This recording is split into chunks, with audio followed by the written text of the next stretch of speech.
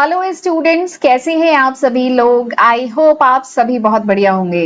तो चलिए फिर आज का लेक्चर शुरू करते हैं। तो आज के इस वीडियो में हम डिस्कस करने वाले हैं PYQ प्रीवियस ईयर के क्वेश्चन पेपर। आज के वीडियो में हम डिस्कस करेंगे पिछले कुछ सालों में 2023, 24, 25 में जितने भी अकाउंटेंट इंडिया में डिफरेंट स्टेट्स के जितने भी अकाउंट ऑफिसर के, ऑडिट इंस्पेक्टर के, अकाउंटेंट के या जो अभी पिछले साल EPFO के एग्जाम हुए हैं उनके जो क्वेश्चन पेपर हैं वो इस सीरीज में मैं डिस्कस कर रही हूँ। जो आए हुए क्वेश्चन पेपर है, ठीक है, उनका सोल्यूशन सीरीज में डिस्कस कर रही हूँ। एंड इस सीरीज में आज मेरा चौथा लेक्चर वीडियो है। 3 लेक्चर वीडियो मैं ऑलरेडी अपलोड कर चुकी हूँ, राइट। तो चलिए फिर आज का लेक्चर शुरू करते हैं। तो मैं हर लेक्चर में 10-10 क्वेश्चन करके मैं डिस्कस कर रही हूँ। तो आज हमें डिस्कस करना है क्वेश्चन नंबर 69 से लेकर के आज हम 78 जो क्वेश्चन है वो आज के वीडियो में डिटेल में डिस्कस करेंगे, ठीक है। तो चलिए फिर वीडियो स्टार्ट करते हैं with today's first question, question number 69। इससे पिछले के जो क्वेश्चंस हैं वो पिछले लेक्चर वीडियो में डिस्कस कर चुकी हूँ। आज क्वेश्चन नंबर 69 से शुरू करना है, ठीक है। तो चलिए फिर शुरू करते हैं। पहला क्वेश्चन क्या है कि which of the following statement is not correct. इसमें से कौन सा स्टेटमेंट सही नहीं है, ठीक है। और एक बात और है, ये मैंने क्वेश्चन पेपर से, एक स्टूडेंट ने मुझे ये क्वेश्चन पेपर भेजा था तो क्वेश्चन पेपर से स्कैन करके मतलब ये है, तो इसीलिए थोड़ा सा मतलब नहीं, थोड़ा सा ये ब्लर्ड सा होगा। तो इसीलिए मैंने ये क्वेश्चन दोबारा आपके लिए क्लैरिटी के लिए यहाँ पे यही क्वेश्चन दोबारा भी पेस्ट किया है वर्ड के फॉर्म में। तो यहां से भी पढ़ सकते हैं अगर आप में को इसको पढ़ने में दिक्कत हो तो, ठीक है। क्वेश्चन क्या है कि which of the following statement is not correct. इनमें से कौन सा स्टेटमेंट सही नहीं है, यानी फॉल्स बताना है आपको। पहला स्टेटमेंट है break even analysis indicate at what level cost and revenue are equal, ठीक है। तो ब्रेक इवन एनालिसिस इंडिकेट करता है at what level cost and revenue are equal. तो ये स्टेटमेंट तो सही है, सही बात है। ब्रेक इवन एनालिसिस यही तो है। मैनेजमेंट अकाउंटिंग में आप ब्रेक इवन एनालिसिस पढ़ते हैं तो ब्रेक इवन एनालिसिस में हमने पढ़ा है ना, ब्रेक इवन एनालिसिस में हमने पढ़ा है कि ब्रेक इवन पॉइंट वो पॉइंट होता है at which total cost equals to total revenue. वो पॉइंट जिस पर टोटल कॉस्ट टोटल रेवेन्यू बराबर होता है, जिसकी वजह से क्या होता है, there is no profit and no loss at that point. उस पॉइंट पे कोई प्रॉफिट कोई लॉस नहीं होता। तो ये स्टेटमेंट तो सही है। अगला क्या है, absorption costing is different from marginal costing. तो ये स्टेटमेंट भी तो सही है कि हाँ, absorption costing is a different concept, marginal costing is a different concept. In marginal costing we consider only variable cost, ठीक है। मार्जिनल कॉस्टिंग में हम केवल वेरिएबल कॉस्ट को कंसीडर करते हैं, जबकि एब्जॉर्प्शन कॉस्टिंग में हम variable cost and fix cost दोनों को कंसीडर करते हैं। तो हाँ, ये कॉन्सेप्ट डिफरेंट है, तो ये स्टेटमेंट भी सही है, ठीक है। अगला क्या है, Halsey premium plan was introduced by Frederick A Halsey. तो हाँ, ये हेल्सी प्रीमियम प्लान, वैसे ये सारे ही टॉपिक मैं डिटेल में पढ़ा चुकी हूँ, ये कॉस्ट अकाउंटिंग सब्जेक्ट के टॉपिक है। तो हेल्सी प्रीमियम प्लान हाँ फ्रेडरिक ए हेल्सी ने दिया था, ठीक। अगला तो देखिए वैसे भी समझ में आ गया, ये तीनों सही है तो रॉन्ग यही होगा, और इसमें रॉन्ग पूछा है यानी option D is the correct answer. पर चलिए इसे पढ़ते हैं। Rowan wage incentive plan was introduced by Frederick W Taylor. ये जो रोवन वेज इंसेंटिव प्लान था, क्या वो फेडरिक डब्ल्यू टेलर ने दिया था? तो नहीं, फेडरिक डब्ल्यू टेलर ने डिफरेंशियल पीस रेट प्लान दिया था, ठीक है। Rowan wage incentive plan, Rowan जो साइंटिस्ट मतलब एक्सपर्ट थे उन्होंने दिया था, उन्होंने जेम्स रोवन ने दिया था। तो ये जो रोवन इंसेंटिव प्लान है ये किसने दिया था? Rowan incentive plan was introduced by James Rowan ने दिया था। ये जो टेलर थे ना, FW टेलर, इन्होंने डिफरेंशियल पीस रेट प्लान दिया था। तो हमें मिल गया कि ऑप्शन डी क्या है, दिस इज इनकरेक्ट। बाकी तीनों ऑप्शन करेक्ट है, तो answer is option D is the correct answer, ठीक। इसमें फॉल्स पूछा है ना। अगला क्वेश्चन देखते हैं। अगला क्वेश्चन है कि first in first out method is based on the assumption that. आपने फीफो सुना होगा, मैंने डिटेल में पढ़ाया है। कोई भी अगर टॉपिक आपको मेरे चैनल पे सर्च करना है ना, वो टॉपिक डालिए फीफो और पीछे डालिए अकाउंटिंग मास्टर क्लास, ठीक है। तो आपको पर्टिकुलर टॉपिक मिल जाएगा। फीफो टॉपिक इन्वेंट्री मैनेजमेंट में मैंने डिटेल में पढ़ाया है। FIFO, LIFO, HIFO, average cost method, weighted average cost method सब डिटेल में पढ़ा है, न्यूमेरिकल भी करा है।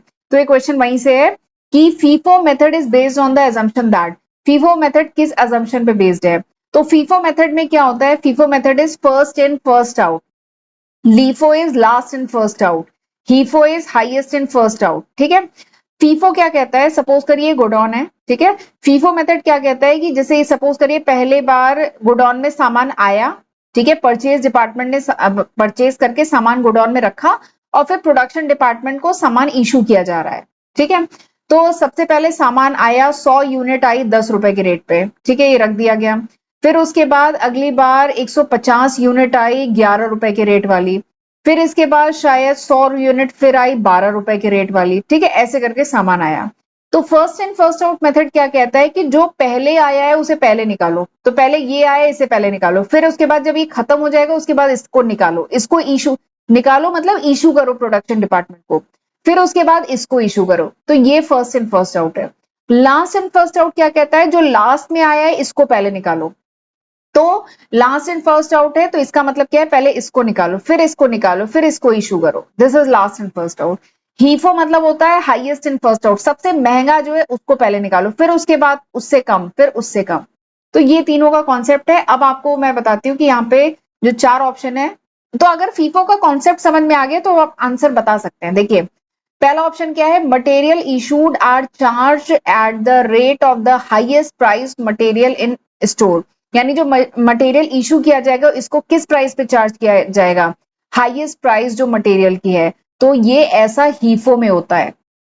अगला क्या है, the price of the last batch of material purchase is used first for all the issue until all the unit from this batch is exhausted. तो ये लीफो में होता है, लास्ट एंड फर्स्ट आउट, जो आखिरी में आया है उसको पहले निकालो। अगला क्या है, the price of the first batch of material purchase, जो पहला बैच आया मटेरियल परचेज उसको पहले यूज करो जब तक वो एग्जॉस्ट ना हो जाए। तो ये होता है फीफो में। ठीक है, तो फीफो का एजम्पशन पूछा है तो option C is the correct answer. ठीक, और यही सारी बातें यहाँ पे लिखी है, option C is the correct answer. इसको एक बार पढ़ लीजिएगा। ठीक है, वीडियो को पॉज करके पढ़ते चलिए। अगला क्वेश्चन देखते हैं। अगला क्वेश्चन क्या है, normal loss. Normal loss of material में अराइज ड्यू टू, एक होता है नॉर्मल लॉस, एक होता है एबनॉर्मल लॉस। तो यहाँ पे पूछा है नॉर्मल लॉस मटेरियल का क्यों होता है, loading and unloading of material, fire या एक्सीडेंट के कारण, थेफ्ट या पेल्फरेज एंड फ्लड। तो नॉर्मल लॉस ऑफ मटेरियल क्यों होता है, तो देखिए नॉर्मल लॉस मतलब क्या है, नॉर्मल लॉस मतलब वो लॉस, वो मटेरियल लॉस जो अनअवॉइडेबल है, जिसको आप अवॉइड नहीं कर सकते, ये लॉस तो होना ही होना है। जैसे अगर लकड़ी से वुडन फर्नीचर बना रहे हैं तो बुरादा तो निकलेगा ही निकलेगा। ठीक है, कुछ मेटल से कुछ चीजें बना रहे हैं तो मेटल का जो कतरन होता है वो निकलेगा ही निकलेगा। या कुछ केमिकल से कोई चीजें बना रहे हैं तो थोड़ा इवोपरेशन होगा या कुछ श्रिंकेज होगी, मतलब चीजें होंगी, कुछ नुकसान होगा ही होगा, वो अनअवॉइडेबल है।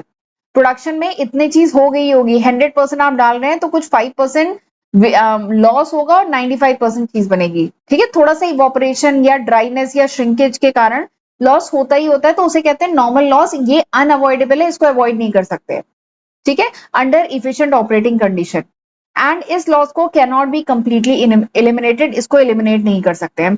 तो इस क्वेश्चन में पूछा गया है नॉर्मल, क्या पूछा गया है, इस क्वेश्चन में पूछा गया है कि नॉर्मल लॉस क्यों अराइज करता है, तो थेफ्ट या पिल्फरेज के कारण। तो ये बेसिकली क्या है, एबनॉर्मल लॉस। चोरी तो रोकी जा सकती है ना, अगर आपने टाइट सिक्योरिटी रखी है अपने गोडाउन की तो चोरी तो कोई नॉर्मल लॉस नहीं है। ठीक है, फायर, आग या एक्सीडेंट क्या हमेशा लगते रहते, नहीं, तो इसको भी रोका जा सकता है ना, ये तो अवॉइडेबल है, तो दिस इज एबनॉर्मल लॉस। ठीक है, बाकी नन ऑफ द अबव। ठीक, तो नॉर्मल लॉस की बात करें तो नॉर्मल लॉस ये है, लोडिंग अनलोडिंग में जो लॉस होता है। ठीक है, प्रोडक्ट को लोड कर रहे हैं, अनलोड कर रहे हैं, तो उसमें जो लॉस हो रहा है, इवोपरेशन में, ड्राइंग में, श्रिंकेज में या हैंडलिंग में जो लॉस हो रहा है, ये नॉर्मल लॉस होता है। Up to a normal limit, एक नॉर्मल लिमिट तक होता है तो वो नॉर्मल लॉस होता है। लेकिन चोरी, पिलफरेज, फायर, एक्सीडेंट, इसके कारण जो लॉसेस होते हैं ये एबनॉर्मल लॉस होता है। तो इसमें नॉर्मल पूछा गया है ना। ठीक है, normal loss arises due to, तो इसमें option A is the correct answer, loading unloading. ठीक है, अगला क्वेश्चन देखते हैं। अगला क्वेश्चन भी कॉस्ट अकाउंटिंग जो टॉपिक है, जो सब्जेक्ट है कॉस्ट अकाउंटिंग, वहां से है। क्वेश्चन क्या है, the rate of change in the composition of workforce in an organization is called. यानी किसी ऑर्गेनाइजेशन में जो वर्कफोर्स है उसका जो कंपोजिशन चेंज हो रहा है, यानी ये जा रहा है इसकी जगह नया आ रहा है। ठीक है, ये जो कंपोजिशन चेंज हो रहा है इसको क्या कहा जाता है, inventory turnover, labour turnover, debtor turnover, creditor turnover. बहुत आसान क्वेश्चन है, तो इसको क्या कहा जाता है, लेबर टर्नओवर कहा जाता है। बाकी भी मैं सब बताऊंगी बाकी क्या है। देखिए लेबर टर्नओवर क्या होता है, the rate at which employ leave the organization, किस रेट से एम्प्लॉय ऑर्गेनाइजेशन से जा रहा है और उसकी जगह दूसरा एम्प्लॉय इसको रिप्लेस कर रहा है, किस रेट से ये काम हो रहा है, इसको कहा जाता है लेबर टर्नओवर। और अगर किसी ऑर्गेनाइजेशन का बहुत हाई लेबर टर्नओवर है तो ये बहुत अच्छी बात नहीं है, यानी आपके जो एम्प्लॉय है आपकी ऑर्गेनाइजेशन में टिक नहीं रहे हैं, वो चले जा रहे हैं, आपको नया एम्प्लॉय लाना पड़ रहा है। अगर लेबर टर्नओवर हाई है तो इससे क्या है, रिक्रूटमेंट का खर्चा आता है, ट्रेनिंग का खर्चा आता है, प्रोडक्टिविटी लो होती है, प्रोडक्शन डिस्टर्ब होता है और आपकी एक्सपीरियंस एम्प्लॉय को आप खो देते हैं। तो labour turnover is not a good thing. ठीक है, तो इस क्वेश्चन का आंसर लेबर टर्नओवर है। बाकी इसमें और भी ऑप्शन दिए हैं, इन्वेंट्री टर्नओवर। इन्वेंट्री टर्नओवर का मतलब है कि कितनी तेजी से आपकी जो इन्वेंट्री है बिक जा रही है और आप उसको रिप्लेस कर रहे हैं, that is inventory turnover. Inventory turnover high है तो ये अच्छी बात है, आपका सामान रुक नहीं रहा है, सब बिक जा रहा है। अगला क्या है, labour turn sorry debtor turnover option में दिया था। डेटर कौन होते हैं, जिनसे हमें पैसा रिसीव होने वाला है, जिन्होंने उधार पे हमसे सामान लिया है। तो डेटर टर्नओवर अगर हाई है तो ये भी अच्छी बात है। डेटर टर्नओवर क्या शो करता है कि कितनी इफिशिएंटली हम वो रिसीव कर रहे हैं, मतलब उनसे जो पैसा मिलना था वो कितनी तेजी से रिसीव हो रहा है, इसको कहते हैं डेटर टर्नओवर। एक होता है क्रेडिटर टर्नओवर, यहाँ पे ऑप्शन में दिया है। तो क्रेडिटर कौन होते हैं, हमें जिनको पैसा देना है, हमने शायद उनसे रॉ मटेरियल खरीदा था, थोड़ा पैसा भी देना बाकी था, तो वो हमारे क्रेडिटर हैं। तो क्रेडिटर टर्नओवर अगर हाई है, इसका मतलब क्या है, हम अपने सप्लायर को टाइमली पेमेंट कर रहे हैं, क्रेडिटर खत्म होते जा रहे हैं, तो दिस इज क्रेडिटर टर्नओवर। ठीक है, तो ये चार ऑप्शन यहाँ पे दिए हुए थे, आपको आंसर समझ में आ गया होगा। आंसर क्या है, labour turn, option C is the correct answer. ठीक, अगला क्वेश्चन अगेन कॉस्ट अकाउंटिंग से है। ठीक है, इन एबीसी टेक्निक में C category material require tightest control, least control, normal control और ऑल ऑफ द अबव। ठीक है, तो इसके लिए एबीसी टेक्निक आपको पता होनी चाहिए। तो एबीसी टेक्निक बेसिकली एक इन्वेंट्री कंट्रोल टेक्निक है, जिसमें जितने भी प्रोडक्ट होते हैं गोडाउन में, इनको तीन कैटेगरी में डिवाइड किया जाता है, A category, B category, C category. अब ये किस बेसिस पे डिवाइड किया जाता है, on the basis of annual consumption value, यानी साल में ये जो मटेरियल कंज्यूम हो रहे हैं A category, B category, C category के, इनकी वैल्यू कितनी है। ठीक है, जैसे एग्जांपल के लिए ए कैटेगरी के आइटम, ए कैटेगरी में कौन से आइटम होते हैं, हाई वैल्यू आइटम, महंगे आइटम, हाई वैल्यू आइटम, और जनरली ऑर्गेनाइजेशन इनको कम ही रखती है। ठीक है, खरीद के कम ही अपने पास रखती है। ठीक, दूसरा सी कैटेगरी के आइटम की बात करें, सी कैटेगरी के आइटम सबसे लो वैल्यू आइटम होते हैं, सस्ते आइटम होते हैं, और जनरली गोडाउन में बहुत सारे आइटम एक बार में खरीद के रख लिए जाते हैं सी कैटेगरी के। एंड बी कैटेगरी इन दोनों के बीच की होती है, मिडिल वैल्यू आइटम होते हैं, जिनको नॉर्मल कंट्रोल चाहिए होता है। तो देखिए, ए कैटेगरी के आइटम सबसे महंगे आइटम है। ठीक है, ए कैटेगरी की सबसे महंगी आइटम है, सबसे टाइट कंट्रोल ए को चाहिए। ठीक है, सी कैटेगरी के आइटम सबसे सस्ते आइटम है, तो इनको लीज कंट्रोल चाहिए, एंड बी कैटेगरी इन दोनों के बीच का है। ठीक, तो यहाँ पे क्या पूछा गया क्वेश्चन में, सी कैटेगरी के आइटम को क्या चाहिए, इनको लीज कंट्रोल चाहिए ना, सी कैटेगरी लीज कंट्रोल, तो option C is the correct answer. ठीक, आगे बढ़ते हैं अगले क्वेश्चन पे। अगला क्वेश्चन क्या है, डिस्ट्रीब्यूशन, ये भी अगेन कॉस्ट अकाउंटिंग का क्वेश्चन है। Distribution of overhead to more than one cost centre on some equitable basis is called, यानी जो ओवरहेड है, ओवरहेड मतलब जो जितने भी इनडायरेक्ट खर्चे हैं, इनको जो डिस्ट्रीब्यूट किया जाता है मोर देन वन कॉस्ट सेंटर, यानी एक से ज्यादा कॉस्ट सेंटर पे ये जो ओवरहेड के खर्चों को डिस्ट्रीब्यूट करते हैं, किसी इक्विटेबल, किसी प्रॉपर प्रोपोर्शन में या इक्विटेबल बेसिस पे जो डिवाइड किया जाता है, इसको क्या कहा जाता है, एलोकेशन, एब्जॉर्प्शन या अपोर्शमेंट या ऑल ऑफ द अबव। तो मैं बता दूं, इसको मैंने डिटेल में पढ़ाया है, सेपरेट वीडियो है, आप इन टॉपिक को डालिएगा, पीछे लिखिएगा अकाउंटिंग मास्टर क्लास, डिटेल में मिल जाएगा, या कॉस्ट अकाउंटिंग की सेपरेट प्लेलिस्ट है, लगभग 40-45 लेक्चर वीडियो में मैंने पढ़ाया है। तो वहां पे मैंने बताया है कि जो अपोर्शमेंट है, दिस इज कॉल्ड अपोर्शमेंट, इसको अपोर्शमेंट कहते हैं। अपोर्शमेंट बेसिकली होता क्या है, देखिए फैक्ट्री के कुछ कॉमन खर्चे हैं, जैसे मैं एग्जांपल लेती हूँ, इलेक्ट्रिसिटी का खर्चा हुआ। ठीक है, इलेक्ट्रिसिटी का खर्चा है। अब ऑर्गेनाइजेशन में तो बहुत सारे डिपार्टमेंट चल रहे हैं, एक प्रोडक्शन डिपार्टमेंट है, फाइनेंस डिपार्टमेंट है, मार्केटिंग डिपार्टमेंट है, और बाकी एक परचेज डिपार्टमेंट ले लेते हैं, एक पैकेजिंग डिपार्टमेंट है, अलग अलग डिपार्टमेंट है। इलेक्ट्रिसिटी तो हर जगह यूज हो रही है ना, तो अब इस इलेक्ट्रिसिटी के खर्चे को डिफरेंट डिपार्टमेंट के बीच में कैसे डिवाइड किया जाए, ये तो कॉमन एक्सपेंसेस है, ये कॉमन इन ओवरहेड एक्सपेंस है। ठीक है, तो कैसे डिवाइड किया जाए, तो there must be some fair and equitable basis, एक फेयर और इक्विटेबल बेसिस पे इन कॉमन खर्चों को डिवाइड किया जाता है। ठीक है, जैसे म्यूनिसिपल टैक्स हुआ या कुछ और खर्चे हुए, उनको फ्लोर एरिया के बेसिस पे डिवाइड किया जाता है, इलेक्ट्रिसिटी का खर्चा है तो शायद यहाँ पे इनका जो इलेक्ट्रिसिटी इन डिफरेंट डिपार्टमेंट में कितने स्विच पॉइंट हैं, कुछ उस बेसिस पे डिवाइड किया जाएगा। सपोज करिए एम्प्लॉय के वेलफेयर के लिए कुछ खर्चे किए जा रहे हैं, कुछ कॉमन खर्चे किए जा रहे हैं, तो उसको कैसे डिवाइड करेंगे, तो number of employ in each department, हर डिपार्टमेंट में कितने नंबर ऑफ एम्प्लॉय हैं उसके बेसिस पे डिवाइड किया जाएगा। तो इसी को कहते हैं अपोर्शमेंट। अपोर्शमेंट मतलब होता है एक प्रॉपर प्रपोर्शन।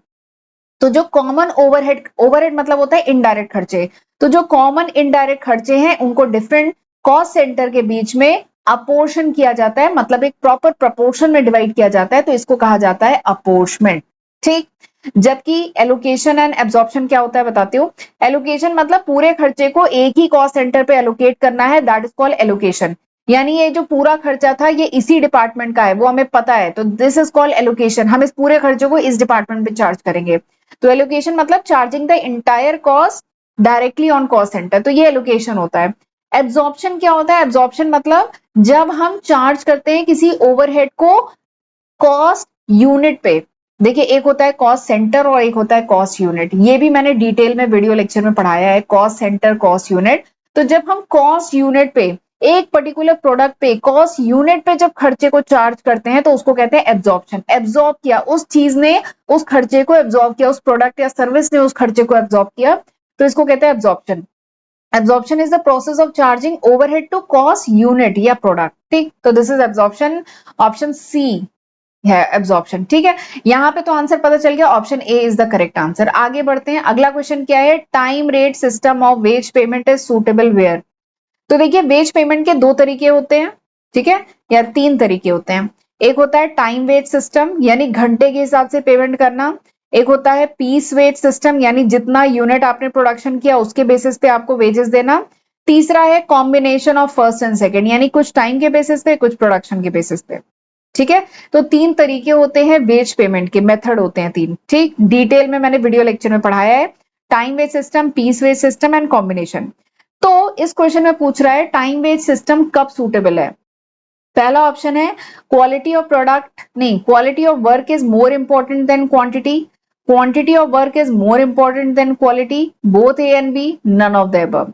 तो बताएं टाइम वेज सिस्टम यानी घंटे के हिसाब से जब आपको वेजेस मिले तो वो वहां पे ज्यादा इंपॉर्टेंट है जहां पे क्वालिटी ज्यादा मैटर करे। ठीक है, क्वांटिटी नहीं चाहिए, क्वालिटी चाहिए, वहां पे घंटे के हिसाब से पेमेंट होना चाहिए।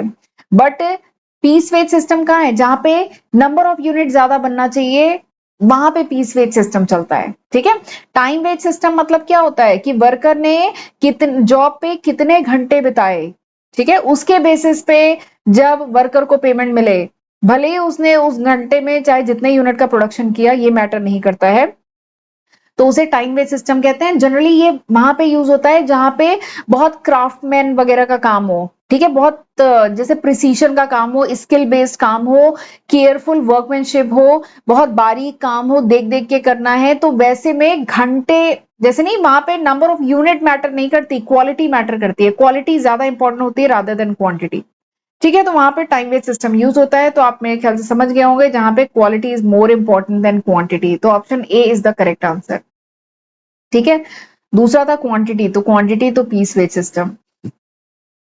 अगला क्वेश्चन देखते हैं, अगला क्वेश्चन क्या है, the process of computing the amount of and isolating the cause of variance between actual cost and standard cost is known as. यानी क्वेश्चन ऑप्शन है आपके implicit cost, explicit cost, variance analysis, both.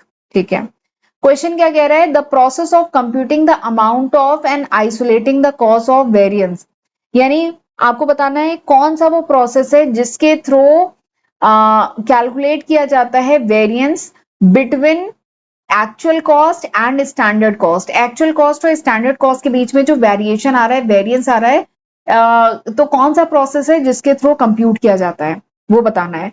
तो this is variance analysis. Variance analysis management accounting का एक बहुत important topic है, detail में मैंने पढ़ाया है।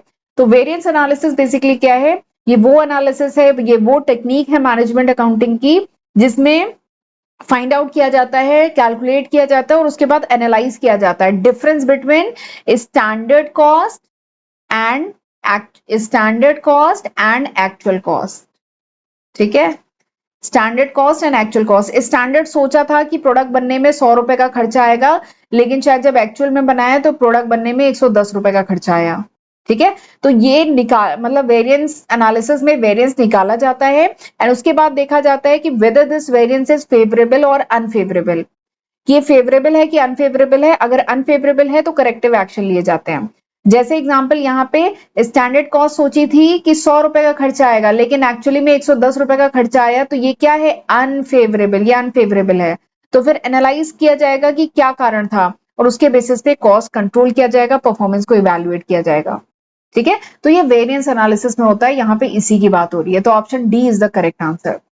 जबकि ऑप्शन में आपको इम्प्लिसिट कॉस्ट एक्सप्लिसिट दिया है, तो इम्प्लिसिट और एक्सप्लिसिट कॉस्ट तो एकदम अलग कॉन्सेप्ट है।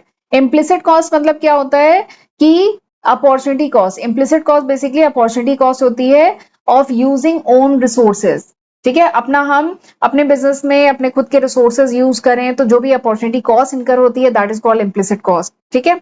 एक्सप्लिसिट कॉस्ट क्या है, अपने बिजनेस में जो पेमेंट वगैरह करने हैं, तो एक्चुअली में जो हम कैश में पेमेंट कर रहे हैं वो सब क्या है, एक्सप्लिसिट कॉस्ट, एक्सप्लिसिट खर्चे हैं, ठीक। तो ये कॉन्सेप्ट तो इससे रिलेटेड वैसे भी नहीं है, तो variance analysis is the answer. अगला क्वेश्चन, कॉस्ट अकाउंटिंग में लेबर जो टॉपिक है उससे है अगला क्वेश्चन। क्वेश्चन क्या है, the formula for calculating total earning according to Halsey incentive plan, ठीक है। हेल्सी इंसेंटिव प्लान जो था, मैंने आपको डिटेल में इंसेंटिव प्लान्स पढ़ाए हैं, ठीक है। जिसमें इंपॉर्टेंट इंसेंटिव प्लान की बात करूं, एक Halsey incentive plan, Rowan premium plan, Taylor का डिफरेंशियल पीस रेट प्लान, ठीक है।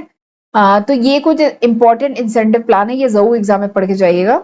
यहाँ पे डायरेक्टली फॉर्मूला पूछा है, formula for calculating total earning according to Halsey incentive plan.